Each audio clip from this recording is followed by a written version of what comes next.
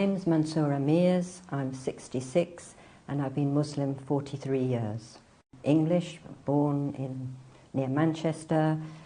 My religious background, if you can call it, was not very great. I was born with parents who weren't particularly religious. My father actually was dead against anything religious.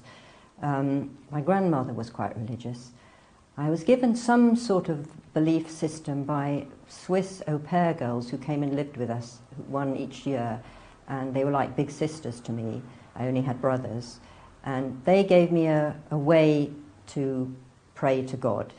So I always used to pray to God and make sincere prayers when I knew there was trouble on, because my father went through some difficult times, and so I used to go behind his armchair when he was out and make lots of prayers, oh God, please help him. But at 14, I became a Methodist because my school was, you had to do something when you were 14. Most people came into the Church of England, and there were two sort of classes. You could either go to the bishop who taught you about Church of England, or you could go to the Methodist preacher. And the bishop was not somebody you really admired, but the Methodist guy was fantastic, full of heart and sincerity, and I thought, okay, I want to be like him.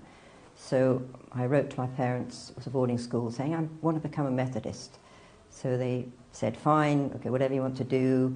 But I did make my mother come with me to find Methodist churches, but they were very modern and weren't as nice as the old Church of England, the one that was near us. Anyway, as I got into teenage years, that went out of the window. God was put on hold, if you like, and then I reached a point where I actually didn't know what anything was about, how to be in the world, what choices to make. It was the 60s, the 70s, everything was wide open, but what's right, what's wrong, this was all an enigma to me, and it was quite disturbing actually, so I did get quite depressed thinking, okay, what is the way, what is the point of life? And until I met the Muslims, and then it rang a bell. Okay, there is a point, there is a plan, there is a God, and you can actually communicate with him, and you can have a way to live your life that's balanced. So the way in which I actually became a Muslim was partly through my husband, who was then my boyfriend, who always felt there was a way to live one's life, you just had to find it. So he used to go off to all kinds of people, gurus, pseudo-Sufis, anyone who might show him the way. And nothing made sense until he was given a book which was set in the future really about how this particular person had become Muslim. And he read the book, and as he bought it and walked out of the shop, he saw a poster for an open public meeting with something to do with calligraphy and something vaguely to do with Islam. So he thought, okay, so he went to that. At the meeting, he met the author of the book. So this was a huge moment for him, and he went afterwards with that person for a meal, and everything clicked. He said, this is what I've been looking for. But actually, the person, the sheikh, said, hang on, let's see, where's your life, what are you doing, who are you with? And he held him off for 3 months from becoming a Muslim. So then I had to make a decision, okay, is this what I want? And I wasn't very sure, because I was fed up with ways to live your life, and I'd been to quite a disciplined school where you're woken every morning by a bell at 10 to 7. I think I don't want anyone waking me up at any hour of the night or day to do anything. So it took me a while to think about this, but it did ring a bell, okay, in somewhere deep in my being, okay, yes, there is a God, there is a way. So in the end I made the decision and jumped in. Well, what concerned me was that this is quite a difficult, regimented life, and also because my first experience of it was immediately living with other Muslims. So there was no let-up. You weren't just in your home thinking about, okay, I'll do this, I'll maybe go to the mosque. You were there 24/7, you were with the Muslims. So it was very full-on, but alhamdulillah, that's good in one way, because you were totally immersed in it. And I just gradually took on everything that I needed to do, but you know, life's learning, and you never stop learning. So Islam gave me a way to interpret my life. So events and things that happen to you, you can see, or I can see, a meaning in them. Okay, so whether it's difficulty or joy, the good and the bad, all have a meaning for you. So you can turn things to Allah, God, and you're not just adrift on a sea without any navigator.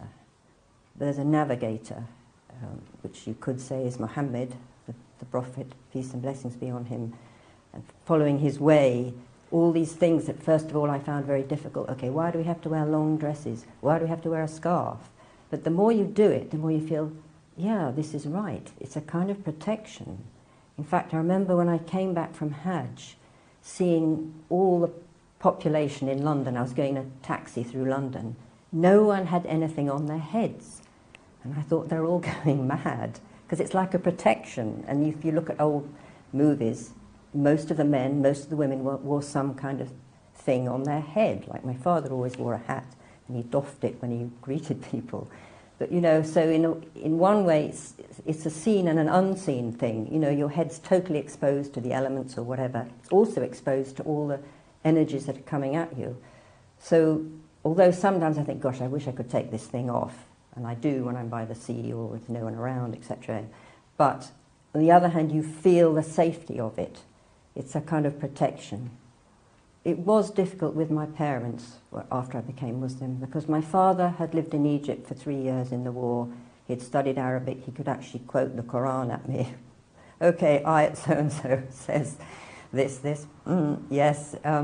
So he was initially thinking, okay, what are you doing? You're an educated British Muslim, you know, I mean British woman. Why are you taking this religion of these foreigners who are a bit backward, etc. Although he had good friends in the Egyptian army, he probably still thought it was a backward religion. So I think it took a long time for my parents to see, okay, there's actually something all right about this. She seems fairly okay. The children seem very nice. They're all right so far, you know. So, and towards the end of their lives, God bless them, I was given the chance to help them a bit, and I think that did turn the tables, because, okay, she's giving something back, you know. And so I think there was, by the end, I think I definitely felt my father knew the truth, and the same with my mother. So with other people, though, with friends, I've still got connections with people who knew me when I became Muslim, and I still think they might become Muslim. It's a long time, but you never know. And lots of people I've met as well through all sorts of things. You know, the head of a RE department in a local school has always connected with me, especially when there's different annoying things happening in the media. She always says, Mansoura, what do you think about this? And that's not the true Islam, is it? And I go, no. So we have a whole dialogue going between us. And obviously I've met so many people since I've become a Muslim who are my friends, who I probably would never have connected with outside the deen. You see extraordinary qualities in people who perhaps before I was a Muslim I would have dismissed, or I wouldn't even seen the qualities. I would have thought, well, she's hard to get on with, so I'll just go my own way. Now you start to think, okay, she's got amazing qualities. I can get something from this, and maybe I can give something in exchange. It is a very clear, easy, straightforward religion. I wouldn't even call it that, way of life. Try and avoid the media craziness that's going on, everything in the world that's telling you it's mad. There is a meaning to life, there is a way. If the intention is there, you will find the way. And I would just say all the best to anyone who's thinking of this. شكرا يا ربي شكرا هديت قلبي شكرا نورت دربي شكرا شكرا يا رب